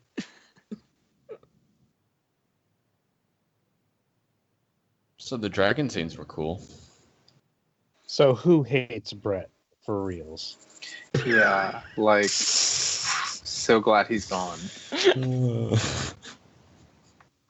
The listeners don't even know what he's like All right. when we have him off recording. He's physically abusive somehow. Skype. I don't even understand how he does it. He's like Blood Raven. I think that's another scene, but That's yeah. later. That's later. Saving. those Sorry, I comments thought for we were later. just throwing all of these in like with the The pre. north of the wall. No, they're Oh, very no. distinct and different, and each deserve their own time in the spotlight. But yeah, I was thinking, no, I don't want pizza, thank you. You gave up pizza. Yeah, I gave up pizza. Shame on you. Oh, I know. Hang on one second. I'm still Michal's recording. brother. Yeah, the other brother. The clock wound out, by the way. Ding. There's Yeah. Clock Brother and Where's Pizza the- Brother.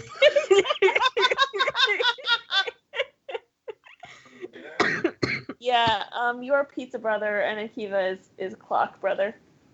I'm pizza brother, but I'm also a healthy brother. Healthy bro. Healthy Pizza Brother, healthy bro. What